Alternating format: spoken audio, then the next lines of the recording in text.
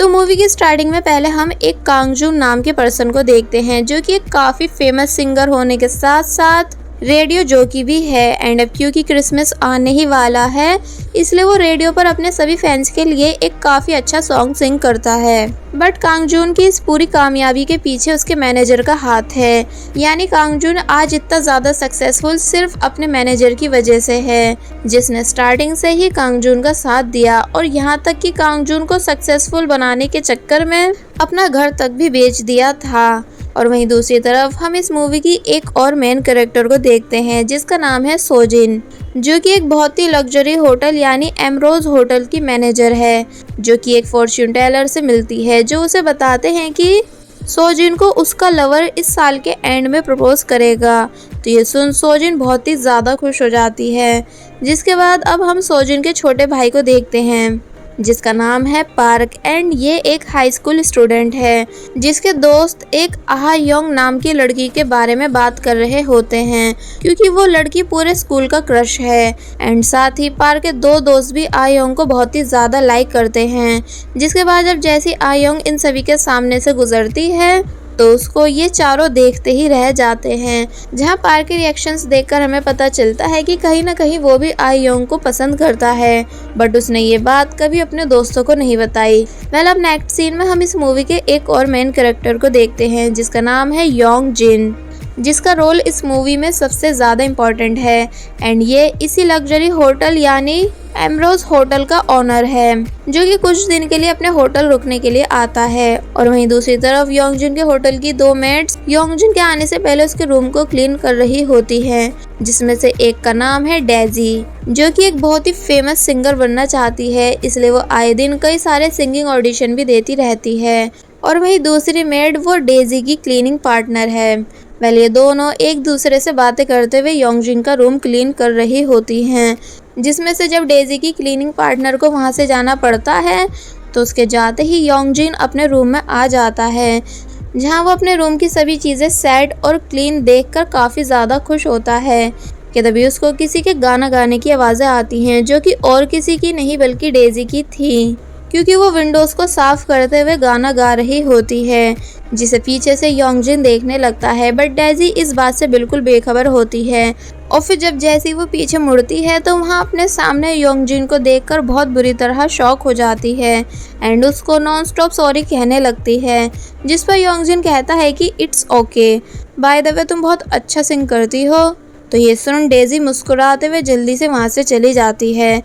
जिसके बाद अब हम एक क्योंग नाम के पर्सन को देखते हैं, जो कि हमेशा सिविल सर्विस एग्ज़ाम में फेल हो जाता है, जिस वजह से उसकी गर्लफ्रेंड उससे ब्रेकअप कर लेती है, जिस चीज़ से काफ़ी ज़्यादा परेशान होकर क्योंग अपना सर बॉक्सेस पे मारने लगता है कि तभी वो सभी बॉक्सेस क्योंग के ऊपर गिर जाते हैं। और वहीं दूसरी तरफ सोजिन, जो कि होटल में थी, कि तभी उसको एक दूसरी लड़की बताती है कि वो जो सामने एक पर्सन बैठे हुए हैं वो एक डॉक्टर हैं, जो कि काफ़ी गुड लुकिंग होने के बाद भी सभी लड़कियों से रिजेक्ट हो जाते हैं। तो ये सुन सोजिन कहती है कि हाँ, ये बात मुझे भी पता है, क्योंकि मैं भी इन डॉक्टर को यहाँ काफ़ी टाइम से नोटिस कर रही हूँ कि वो हर वीक एक नई लड़की के साथ डेट पर आते हैं और फिर रिजेक्ट हो जाते हैं। कि तभी वो लड़की, जो कि उन्हीं डॉक्टर के पास बैठी हुई थी, वो उठकर चली जाती है, जिसे जाता देख सोजिन और उसकी फ्रेंड समझ जाती है कि डॉक्टर फिर से रिजेक्ट हो चुके हैं, जिस वजह से वो काफ़ी सैड भी दिख रहे थे। अब नेक्स्ट सीन में हम देखते हैं कि जब डेजी अपना वर्क पूरा करने के बाद घर जा रही होती है,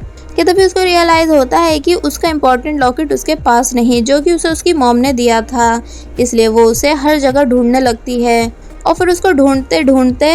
योंगजिन के रूम के बाहर पहुंच जाती है, जहां जब योंगजिन डेजी से उसके वहाँ आने का रीज़न पूछता है, तो वो उसे बताती है कि उसका एक बहुत ही इम्पोर्टेंट लॉकेट खो गया है, जो शायद क्लीनिंग करते टाइम मुझसे आपके रूम में ही गिर गया था। क्या आपने उसे देखा? तो ये सुन योंगजिन बोलता है कि नहीं तो, पर अगर तुम चाहो तो अंदर आके ढूंढ सकती हो। बट अब क्योंकि डेजी को ऐसे अंदर जाकर लॉकेट ढूंढना सही नहीं लगता, इसलिए वो योंगजिन को सॉरी बोलकर वहाँ से चली जाती है। जिसके बाद अब हम फैंस की भीड़ देखते हैं जो कि सभी कांग जून को देखने के लिए आए थे। और फिर जब जैसे ही कांग जून आता है तो उसे देख वो सभी गर्ल्स बहुत ही जोर जोर से चिल्लाने लगती हैं। एंड अब क्योंकि कांग जून का मैनेजर उसका ड्राइवर भी है इसलिए वो स्टार्ट करने लगता है, बट कार में खराबी होने की वजह से वो कार को स्टार्ट कर नहीं पाता। तो ये देख कांग जून की सभी फैंस उसके मैनेजर को उल्टा सीधा बोलने लगती हैं कि तुम एक बहुत ही बुरे मैनेजर हो जो हमारे कांग जून को ऑलवेज प्रॉब्लम में फंसा देते हो।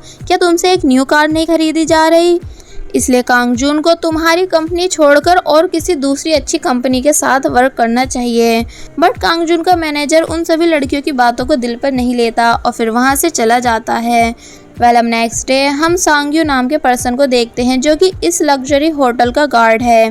कि तभी आज सालों के बाद उसकी मुलाकात एक कैथरीन नाम की लेडी से होती है जो कि उसका पहला प्यार थी, जिसे देख वो काफ़ी ज़्यादा हैरान हो जाता है क्योंकि सालों पहले ये दोनों गर्लफ्रेंड बॉयफ्रेंड थे। बट एक दिन जब कुछ प्रॉब्लम्स की वजह से सांग्यू को जेल जाना पड़ा तो फिर कैथरीन के पेरेंट्स ने उसकी ज़बरदस्ती शादी किसी और से करवा दी थी, जिसके बाद अब ये दोनों पूरे 22 साल के बाद मिल रहे हैं। देन कैथरीन सांग्यू को बताती है कि वो यहाँ अपनी बेटी की शादी के लिए आई है क्योंकि उसकी बेटी यहाँ 31 को इसी होटल में शादी करने वाली है। और फिर सांग्यू को अपना नंबर देकर अंदर चली जाती है, जिससे इतने टाइम के बाद मिलने से सांग्यू काफ़ी खुश था। और वहीं दूसरी तरफ जब मॉर्निंग में डेजी फिर से योंग जिन के रूम की सफाई करने आती है तो वो वहाँ हर जगह अपना लॉकेट ढूंढने लगती है कि तभी उसको एनवलप में अपना लॉकेट रखा हुआ मिल जाता है जो कि योंग जिन ने ढूंढकर डेजी के लिए रखा था। तो ये देख वो बहुत ही ज़्यादा खुश हो जाती है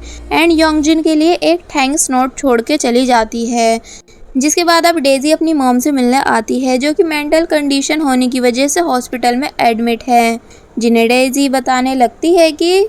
पता है मॉम, मुझसे आपका ये दिया हुआ लॉकेट खो गया था बट फिर मुझे ये लॉकेट मेरे बॉस ने ढूंढ के दिया। तो ये सुन वो बोलती हैं कि शायद तुम्हारा बॉस तुम्हारा दिल चुराना चाहता है। तो ये सुन डेजी खुश होने लगती है, पर जब डेजी की मॉम अपनी मेंटल कंडीशन की वजह से फिर से डेजी को भूल जाती हैं और कहती हैं कि तुम कौन। तो ये सुन डेजी की आंखों में आंसू आ जाते हैं। अब रात होने पर हम सोजिन को देखते हैं जो कि अच्छे से रेडी होकर अपने कॉलेज फ्रेंड से मिलने जाती है, जिसमें से एक का नाम है किम, जिसको सोजिन सीक्रेटली कॉलेज टाइम से ही काफ़ी ज़्यादा लाइक करती है बट कभी अपनी फीलिंग्स को किम से कन्फेस नहीं कर पाती। ये चारों फ्रेंड्स साथ में बैठकर बातें कर ही रहे होते हैं कि तभी किम सोजिन से बोलता है कि मुझे तुमसे कुछ बहुत ही ज़रूरी बात करनी है। तो ये सुन सोजिन बहुत ही ज़्यादा खुश होने लगती है क्योंकि उसे लगता है कि फाइनली किम उसे प्रपोज करने वाला है, जैसा कि उसको उसके फॉर्च्यून टेलर ने बताया था।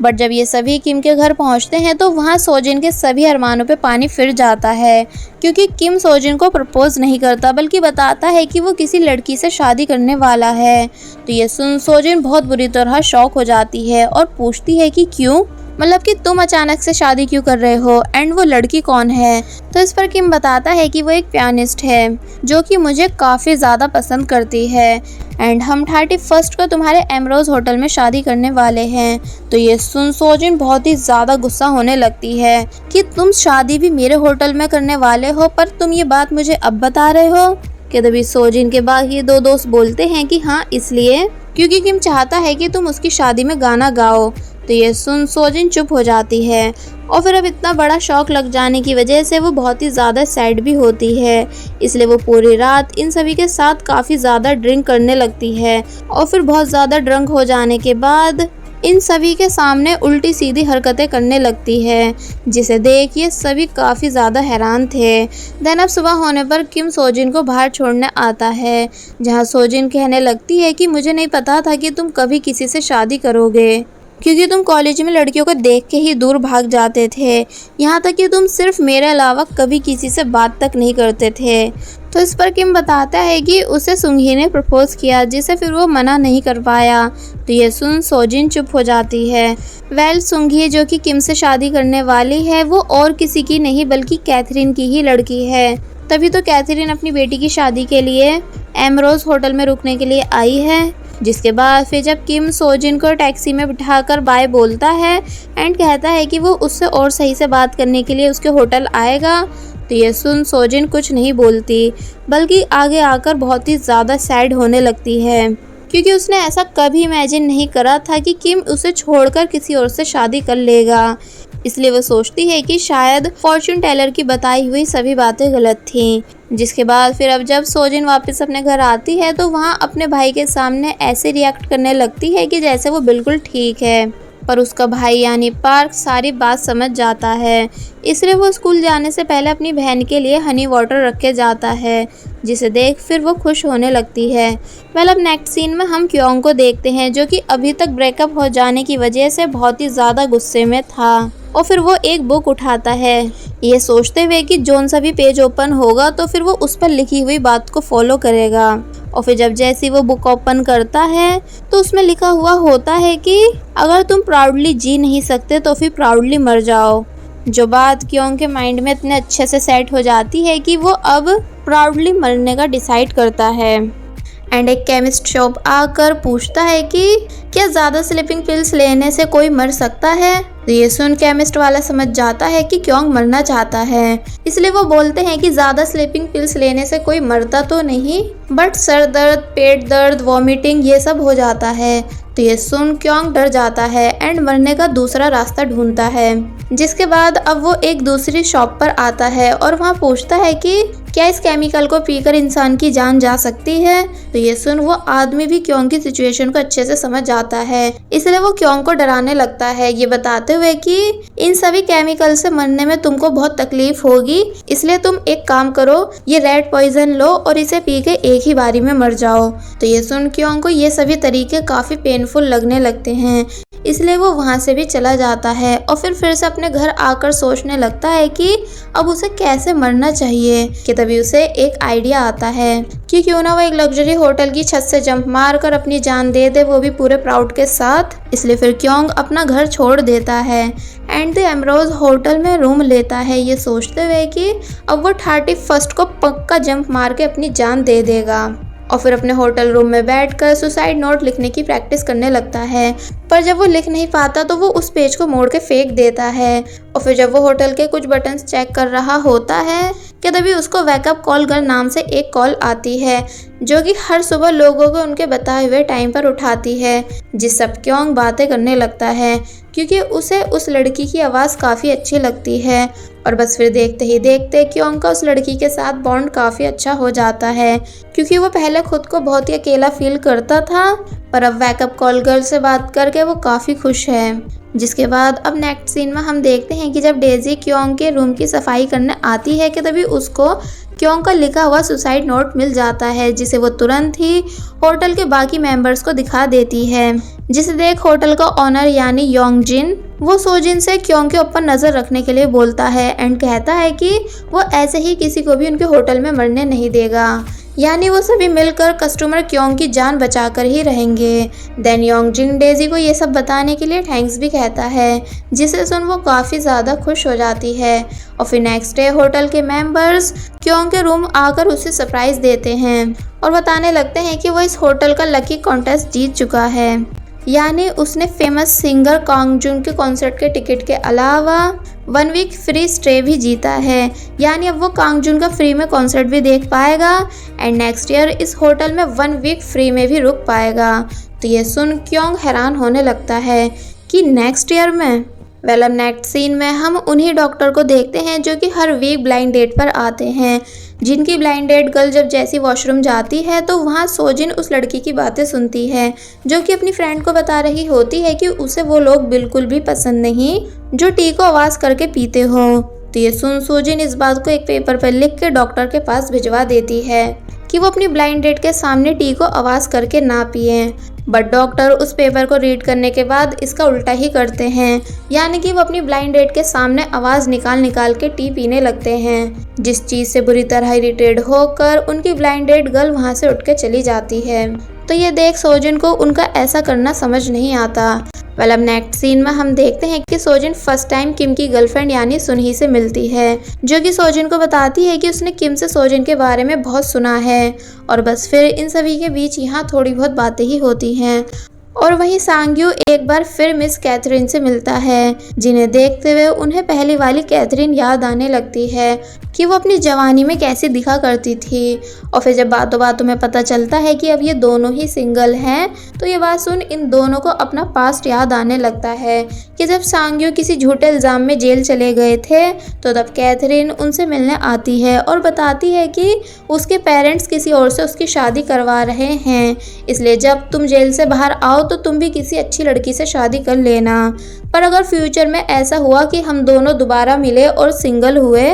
तो फिर पक्का हम दोनों एक दूसरे से शादी करेंगे। और फिर एक दूसरे को देखते हुए रोते हुए हंसने लगते हैं। जिसके बाद अब स्टोरी प्रेजेंट में आती है, जहां ये दोनों एक दूसरे के साथ अच्छा टाइम स्पेंड करते हैं। जिसके बाद अब स्टोरी सोजन के भाई यानी पार्क पे शिफ्ट होती है, जहां वो अपने दोस्तों के साथ आयोंग को देखने के लिए आता है, क्योंकि अब उसके दोस्त डिसाइड कर चुके हैं कि वो आज आयोंग को प्रपोज करके ही रहेंगे। और फिर जब ये आयोंग को स्केटिंग करते हुए देखते हैं, तो वो उसे देखते ही रह जाते हैं, क्योंकि वो बहुत ही ज़्यादा अच्छे से स्केटिंग कर रही थी। देन अब ये सभी बारी बारी से आयोंग को प्रपोज करते हैं, बट रिजेक्ट हो जाते हैं। जिसके बाद फिर जब ये सभी अपने टूटे दिल के साथ जा रहे होते हैं, कि तभी आयोंग पीछे से पार्क को आवाज़ देकर पूछती है कि क्या तुम मुझे अपने दोस्तों की तरह प्रपोज नहीं करोगे? तो इस पर वो बताता है कि नहीं, बल्कि मैं तो यहाँ बस अपने दोस्तों को सहारा देने आया था।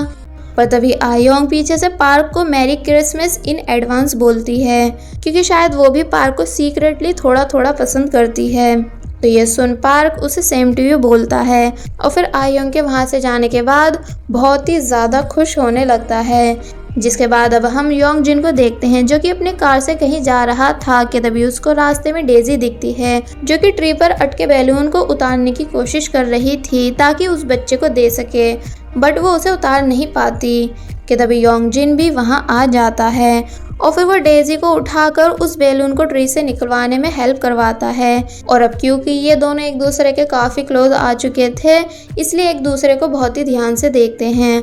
और फिर डेजी उस बैलून को बच्चे को दे देती है, जिसे देख वो बच्चा काफ़ी ज़्यादा खुश था। देन अब योंगजिन डेजी से उसके प्लान के बारे में पूछता है कि क्या तुम कहीं जा रही थी? तो इस पर जब डेजी बताती है कि हाँ मैं चर्च जा रही थी, तो फिर ये सुन योंगजिन भी डेजी के साथ चर्च जाता है। पर अब क्योंकि वो काफ़ी टाइम के बाद चर्च आया था, इसलिए उसको वहाँ की रूल्स समझने में काफ़ी प्रॉब्लम होती है। जिसे देख डेजी हंसने लगती है, और फिर बाहर आकर पूछने लगती है कि क्या तुम फर्स्ट टाइम चर्च आए हो? तो इस पर योंगजिन बताता है कि नहीं, मुझे बस चर्च आना पसंद नहीं, इसलिए मैंने यहाँ आना छोड़ दिया था, पर अब शायद मैं हर वीक तुम्हारे साथ यहाँ आ सकता हूँ। तो ये सुन डेजी खुश होने लगती है। देन अब योंगजिन डेजी को अपनी कार से उसके घर छोड़ने जाता है, जहाँ जब बातों बातों में डेजी बताती है कि कुछ दिन बाद उसका सिंगिंग ऑडिशन है। तो ये सुन योंगजिन डेजी को गुड लक बोलता है और कहता है कि वो पक्का डेजी का ऑडिशन देखने आएगा। तो ये सुन डेजी शॉक हो जाती है, क्योंकि उसका इस दुनिया में उसकी मॉम के अलावा कोई नहीं, जो कि ऑलवेज हॉस्पिटल में रहती हैं,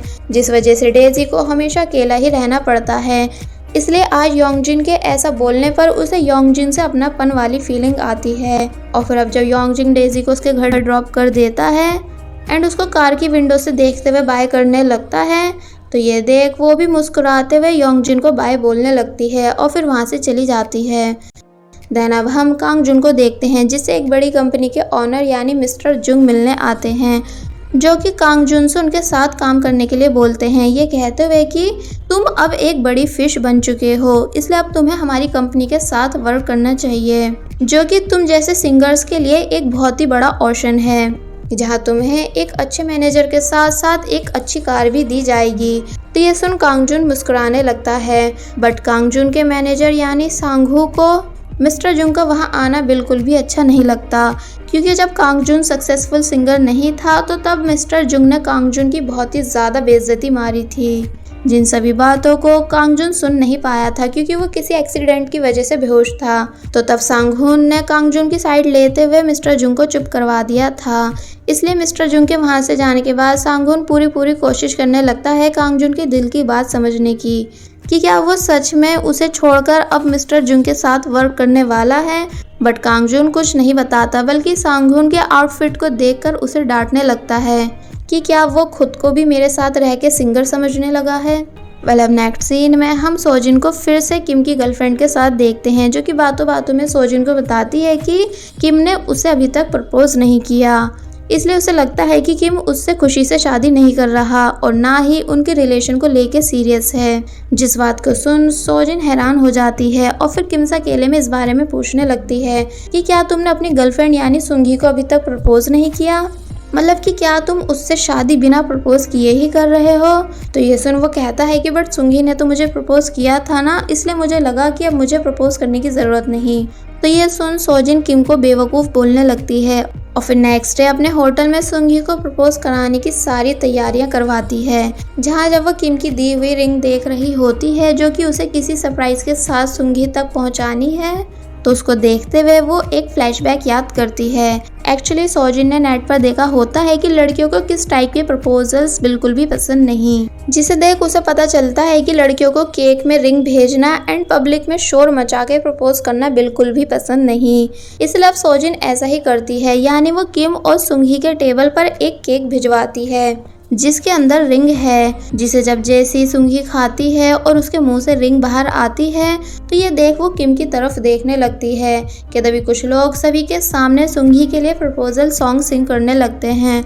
एंड किम भी जोर से चिल्लाकर सुंगी को पब्लिकली प्रपोज करता है, जैसा कि उसे सोजिन ने करने के लिए बोला था। तो ये सब देख सुंगी कुछ नहीं बोलती, यानी उसके रिएक्शन से किसी को भी समझ नहीं आता कि वो इस सब से खुश हुई या फिर सैड। और बस फिर इसी के साथ पार्ट 1 यहीं पर एंड हो जाता है। सो अब ये हमें इस मूवी के सेकंड पार्ट में ही पता चलेगा कि क्या सोजिन को उसका सच्चा प्यार मिल पाएगा और क्या डेजी और योंगजिन की लव स्टोरी आगे बढ़ पाएगी, मतलब कि क्या होटल के बाकी सब लोग उनके रिलेशन को एक्सेप्ट कर पाएंगे एंड क्या कांगजुन दूसरी कंपनी के साथ कॉन्ट्रैक्ट साइन करके सांगहुन को छोड़ देगा एंड क्या पार्क अपनी फीलिंग्स को आयोन से कन्फेस कर पाएगा, और इन सबसे ज़्यादा इम्पोर्टेंट कि क्या सच में क्योंग 31 को सुसाइड कर लेगा। ये सब कुछ हमें इस मूवी के सेकंड पार्ट में पता चलेगा, इसलिए आप सभी बिल्कुल भी सेकंड पार्ट को मिस नहीं करिएगा। Thank you. सो पार्ट 1 में हमने देखा कि सोजिन किम के प्रपोजल को ख़राब करवाने के लिए केक के अंदर रिंग रखवा देती है,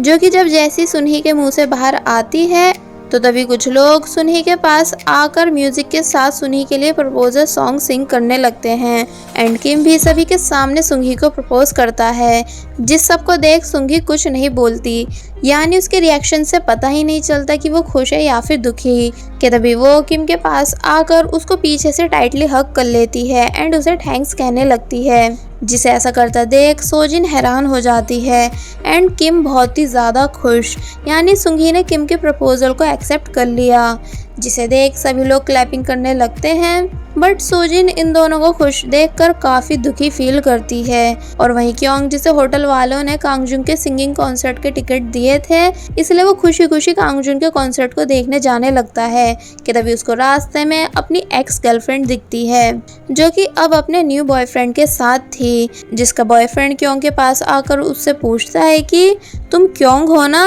जिस पर जब क्योंग कहता है कि हाँ, तो फिर ये सुन वो क्योंग को वार्न करने लगता है कि तुम मेरी गर्लफ्रेंड का पीछा करना छोड़ दो, वरना मैं तुम्हारा मार मार के बहुत बुरा हाल कर दूंगा। और फिर अपनी गर्लफ्रेंड के साथ वहाँ से चला जाता है, जिसकी ये सभी बातें सुन क्योंग काफ़ी ज़्यादा शॉक था, इसलिए वो कांगजुन के कॉन्सर्ट में आकर बहुत ही ज़्यादा बुरी तरह चिल्ला चिल्ला के रोने लगता है कि वो लड़की जो कुछ दिन पहले उसकी गर्लफ्रेंड थी, वो अब अपने न्यू बॉयफ्रेंड से उसे धमकवा रही है। इसलिए क्योंग का यहाँ काफ़ी बुरी तरह दिल टूटता है, जिस वजह से फिर अब वो बाहर बैठकर अपनी गर्लफ्रेंड के सभी फ़ोटोज़ को डिलीट करने लगता है, क्योंकि अब वो अपनी गर्लफ्रेंड से रिलेटेड किसी भी मेमोरी को अपने पास नहीं रखना चाहता। कि तभी एक कपल उसके पास खड़े होकर किस करने लगते हैं, जिन्हें ऐसा करता देख क्योंग को इतना ज़्यादा जेलस फील होता है कि वो उन दोनों को डिस्टर्ब करके वहाँ से भाग जाता है। जिसके बाद फिर अब जब नेक्स्ट डे क्योंग थोड़ा फ्रेश होकर स्विमिंग करने के लिए आता है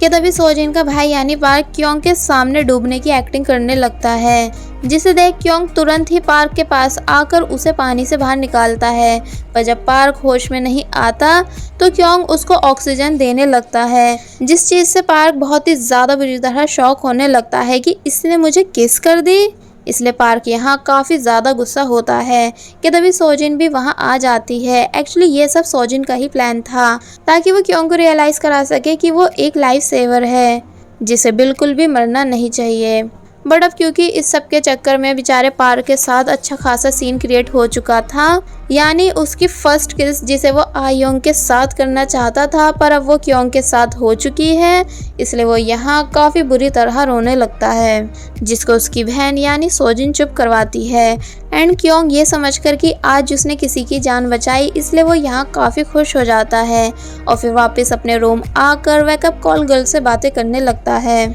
क्योंकि अब उसे वेकअप कॉल गर्ल से बातें करने की आदत पड़ चुकी है, जहां ये दोनों एक दूसरे से अपनी बहुत सारी बातें भी शेयर करते हैं। वेल अब नेक्स्ट सीन में सांग्यू कैथरीन को अपने साथ एक लेक के पास लेकर आता है और बताता है कि उसने अपनी वाइफ को इसी जगह पे प्रपोज किया था जहां उसने मरने से पहले मुझसे कहा था कि वो अपनी नेक्स्ट लाइफ में भी मेरी ही वाइफ बनना चाहेगी। तो ये सुन कैथरीन सांग्यू की सारी बात समझ जाती है और बोलती है कि मैं समझ सकती हूँ जो तुम मुझे समझाने की कोशिश कर रहे हो, बट अभी मुझे थोड़ा टाइम चाहिए चीज़ों को और सही से समझने के लिए। तो ये सुन सांग्यू चुप हो जाता है, क्योंकि उसका एक तरह से मतलब ये होता है कि वो कैथरीन से शादी इसलिए नहीं कर सकता क्योंकि वो अपनी वाइफ से किए प्रॉमिस को तोड़ना नहीं चाहता है।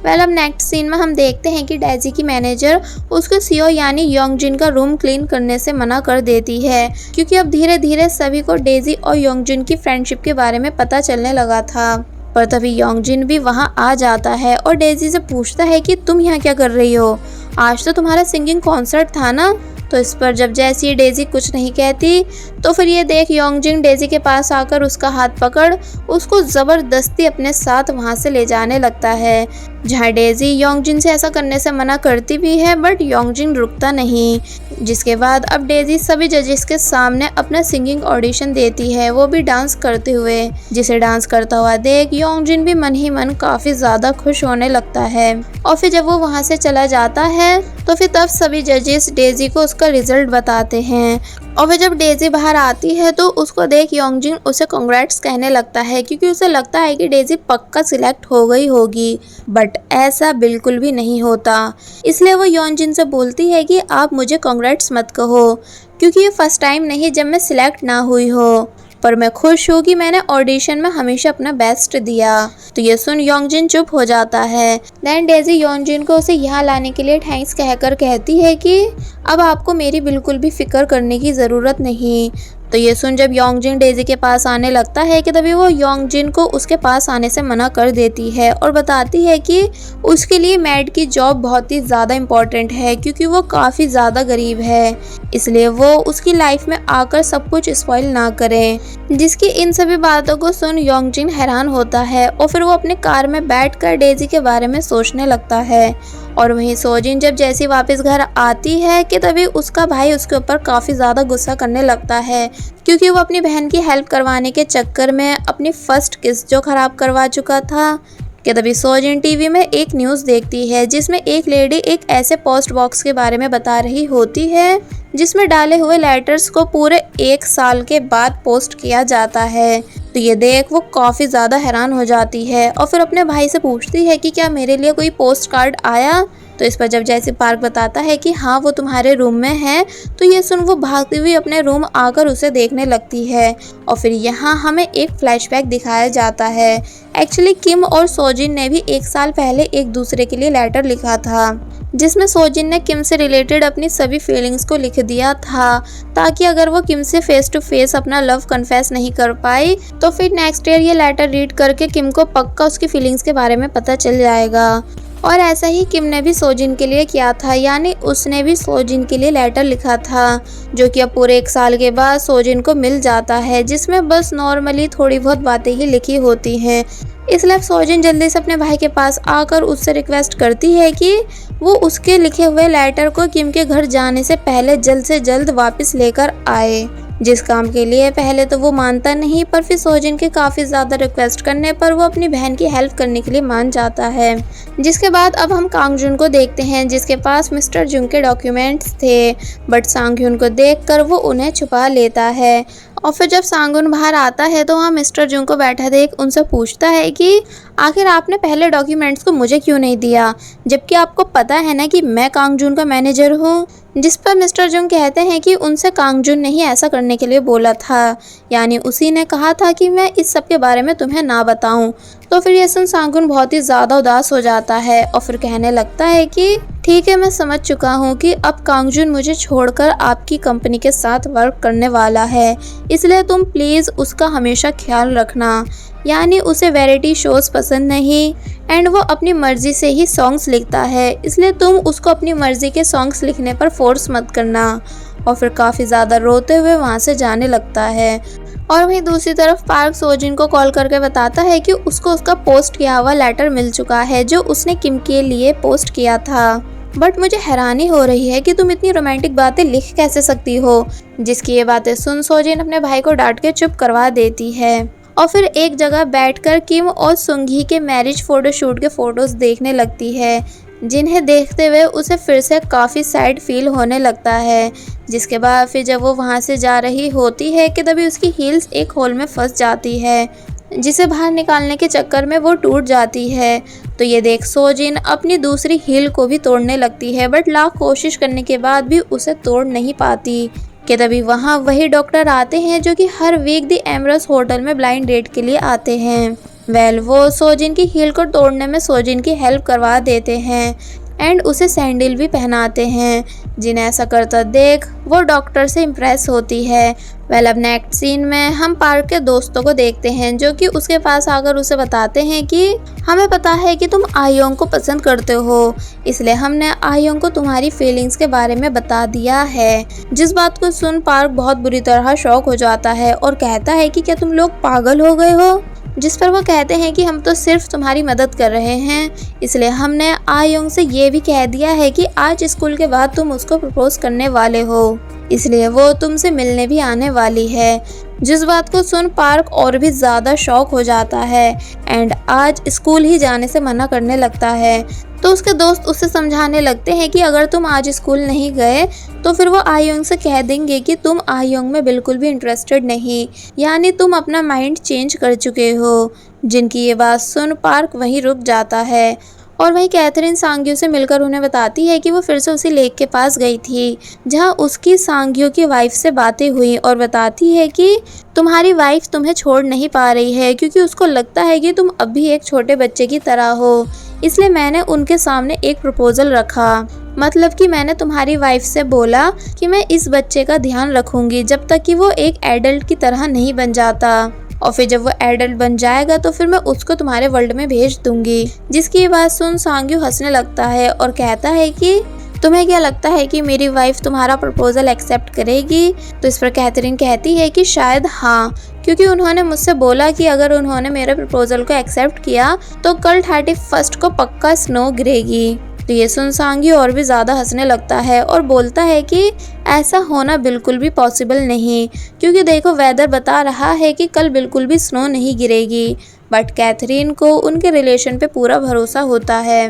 कैथरीन सांग्यू की वाइफ से इसलिए बातें कर पाए क्योंकि वो इस मूवी में एक फॉर्च्यून टेलर बताई गई है। और वहीं दूसरी तरफ योंगजिन डेजी की मैनेजर से पूछता है कि अब डेजी मेरा रूम क्लीन करने क्यों नहीं आ रही है, क्या तुमने उसे दूसरे फ्लोर पर शिफ्ट कर दिया है। तो इस पर वो बताती हैं कि हाँ, क्योंकि उसकी वजह से आपको लेकर बहुत सारी बातें बन रही थी। योंगजिन पूछता है कि मतलब। तो वो बताती हैं कि लोगों ने डेजी को आपकी कार में देखा था। तो ये सुन योंगजिन कहता है कि अब क्या मैं अपने एम्प्लॉय को लिफ्ट भी नहीं दे सकता। तो इस पर वो कहती हैं कि सर इसमें आपकी कोई गलती नहीं बल्कि डेजी की है, क्योंकि अगर वो चाहती तो आपके साथ कार में जाने से मना कर सकती थी, बट उसने ऐसा नहीं किया। क्या तभी हम ये सीन भी देखते हैं कि डेजी को उसकी मैनेजर ने पर्सनली भी काफ़ी डांटा होता है और यहाँ तक कि उसे गोल्ड डिगर भी बोला होता है। जिनकी ये सब बातें सुन वो काफ़ी उदास होती है। और वहीं योंगजिन के होटल का वाइस प्रेसिडेंट भी योंगजिन को उस मेड यानी डेजी से दूर रहने के लिए कहता है, क्योंकि इस सब से उनके होटल का नाम भी बदनाम होगा और लोग उसको इमोरल भी कहेंगे। तो ये सुन योंगजिन चुप हो जाता है एंड इन दोनों की बातें सुन हमें पता चलता है कि योंगजिन बहुत जल्द इस एमरोज होटल को किसी और को बेचने वाला है। तभी तो वो लास्ट टाइम इस होटल में कुछ दिन रुकने के लिए आया था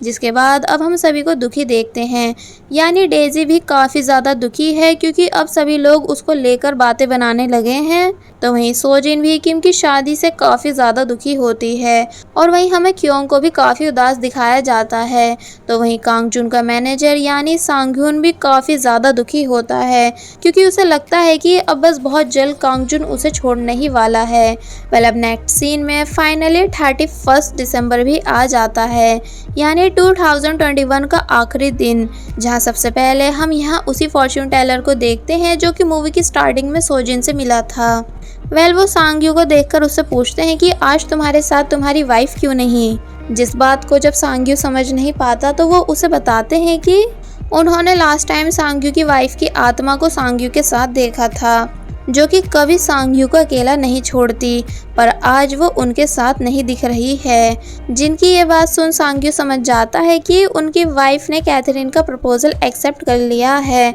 पर वो अब भी स्नो के गिरने का वेट करते हैं। और वहीं दूसरी तरफ जब कांगजुन अपने कॉन्सर्ट के लिए जा रहा होता है कि तभी वो सांगहुन को रोककर उससे अपनी कार की मांगता है, जो सांगहुन कांगजुन को खुशी खुशी दे देता है और फिर बोलता है कि अब तुम मिस्टर जुंग की कंपनी के साथ और भी अच्छे से काम करना, मेरी प्रेयर्स हमेशा तुम्हारे साथ हैं। और फिर काफ़ी बुरी तरह रोते हुए वहाँ से जाने लगता है कि तभी कांगजुन पीछे से सांगहुन को रोककर उसे न्यू कार की देता है एंड अपनी न्यू कार दिखाते हुए बताने लगता है कि उसने मिस्टर जुंग का कॉन्ट्रैक्ट साइन नहीं किया क्योंकि वो उस दिन बेहोश नहीं था जब मिस्टर जुंग उसकी इंसल्ट कर रहे थे, जिस वजह से वो मिस्टर जुंग की सभी बातों को सुन चुका था। और फिर कार के अंदर बैठकर कहता है कि अगर आज वो कामयाब है तो सिर्फ सांगहुन की वजह से, जिसने हमेशा एक बड़े भाई की तरह उसका साथ दिया, इसलिए वो कभी सांगहुन को छोड़ के नहीं जा सकता। तो ये सुन सांगहुन बहुत ही ज़्यादा खुश होने लगता है और बस फिर यहाँ इन दोनों की स्टोरी की हैप्पी एंडिंग हो जाती है। और वहीं दूसरी तरफ किम फाइनली शादी के लिए रेडी होता है, जिसके पास सुनी अपनी मॉम के साथ आती है और बहुत ही ज़्यादा खुश भी होती है, जिन्हें पीछे से सोजिन भी देख रही थी। और वहीं बाहर जब सांग्यू वापस अपने घर जा रहा होता है कि तभी स्नो गिरने लगती है, जिसे गिरता देख वो काफ़ी शॉक होते हैं और अपनी वाइफ का आंसर समझ जाते हैं कि हाँ वो सच में कैथरीन और उनके रिलेशन को एक्सेप्ट कर चुकी हैं। और फिर जब वो कैथरीन के पास आते हैं तो उन्हें स्नो में कवर देख कैथरीन भी सारी बात समझ जाती है और वो भी यहाँ काफ़ी ज़्यादा खुश होने लगती है। जिसके बाद अब सोजिन किम और सुंगी के लिए सॉन्ग सिंग करती है, जहाँ वो लास्ट टाइम सॉन्ग के थ्रू अपनी फीलिंग्स किम तक पहुँचाने की कोशिश करती है, जिसके वर्ड को आज किम भी काफ़ी ध्यान से सुन रहा था, इसलिए वो सोजिन के साथ साथ खुद भी काफ़ी ज़्यादा इमोशनल हो जाता है। और वहीं दूसरी तरफ पार्क वो भी आज आयोंग से अपनी लव फीलिंग कन्फेस करने के लिए फुल रेडी होता है, जिसके साथ साथ उसके दोस्त भी चलने लगते हैं पार्क को हिम्मत देने के लिए। तो वहीं स्कूल के बाकी सब लोग भी पार्क का प्रपोजल देखने के लिए आते हैं, जिसके बाद फिर जब सामने से आयोंग आती है एंड पार्क से पूछती है कि तुमने मुझे यहाँ क्यों बुलाया, कहो तुम्हें क्या कहना है। तो ये सुन पार्क बहुत ही ज़्यादा नर्वस हो जाता है, बट फिर पूरी हिम्मत करके बोलता है कि आयोंग मैं तुम्हें बहुत ही ज़्यादा लाइक करता हूँ। तो ये सुन बाकी सब गर्ल्स बहुत ही ज़्यादा हैरान होने लगती हैं, बट आयोंग कहती है कि क्या, मैंने सुना नहीं, ज़रा ज़ोर से कहो। तो फिर ये सुन पार्क बहुत ज़ोर ज़ोर से चिल्लाकर कहने लगता है कि मैं तुम्हें बहुत ही ज़्यादा लाइक करता हूँ, प्लीज़ मेरे साथ डेट पे चलो। तो ये सुन पार्क के दोस्त काफ़ी ज़्यादा खुश होने लगते हैं एंड आयोंग भी फाइनली पार्क को यस बोल देती है, जिस वजह से इन दोनों की भी यहाँ हैप्पी एंडिंग हो जाती है। जिसके बाद अब हम क्योंग को देखते हैं, जो कि वेकअप गर्ल के लिए फ्रूट्स भिजवाता है एंड काफ़ी ज़्यादा खुश भी होने लगता है।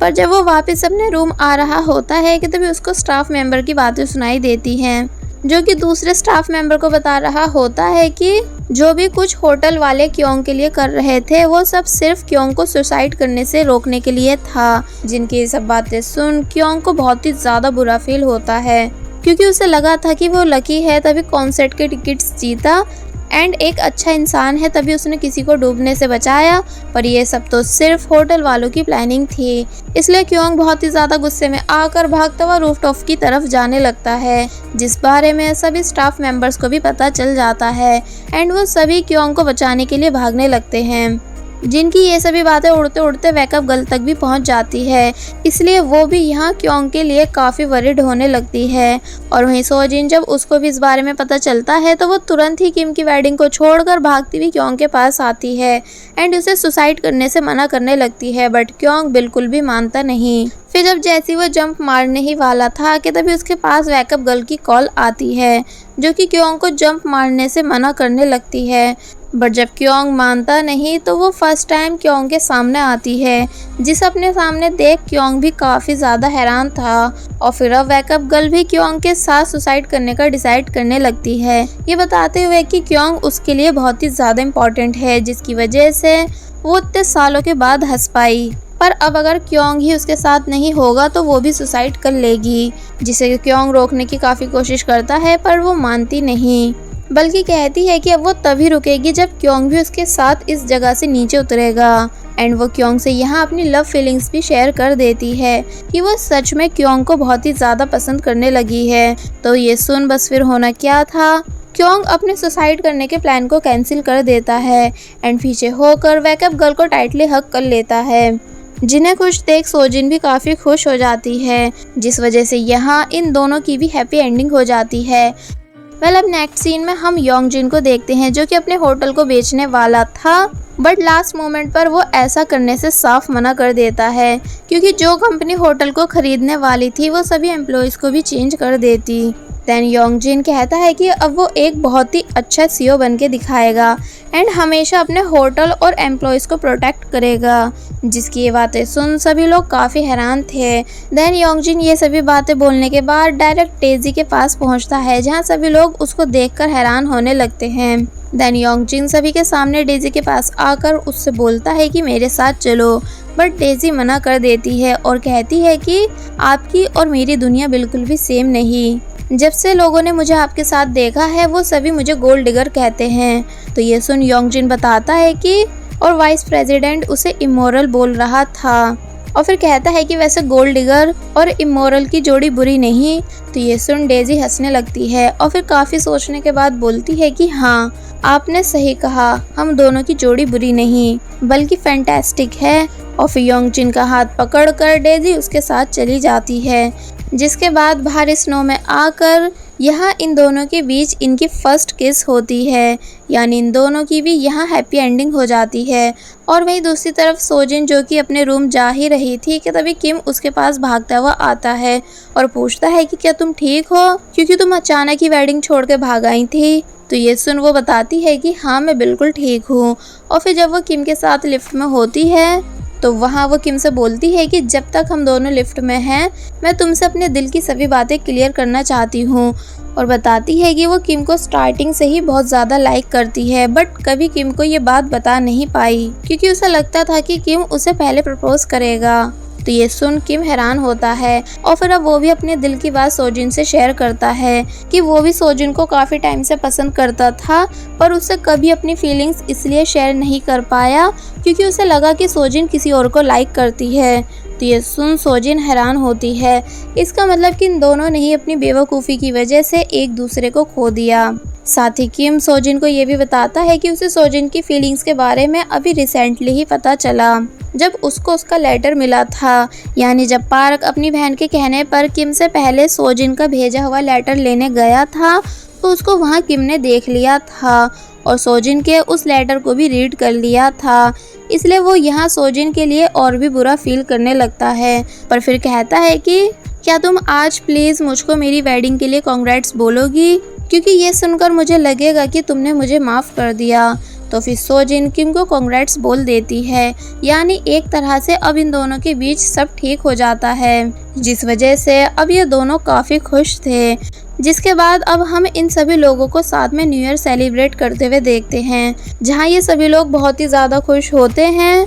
और 2022 को सेलिब्रेट कर रहे होते हैं। जिसके बाद फिर जब सोजिन बाहर आकर फायरवर्क को देखने लगती है कि तभी उसकी वहां मुलाकात डॉक्टर से होती है, जो कि काफ़ी हिचकिचाने के बाद फाइनली सोजिन को प्रपोज कर ही देते हैं और बताते हैं कि वो हर वीक होटल सोजिन को ही देखने के लिए आते थे, पर कभी सोजिन से अपनी लव फीलिंग कन्फेस नहीं कर पाए। तो ये सुन सोजिन थोड़ा बहुत सोचने के बाद डॉक्टर के प्रपोजल को खुशी खुशी एक्सेप्ट कर लेती है, जिस बात को सुन डॉक्टर भी काफ़ी ज़्यादा खुश थे।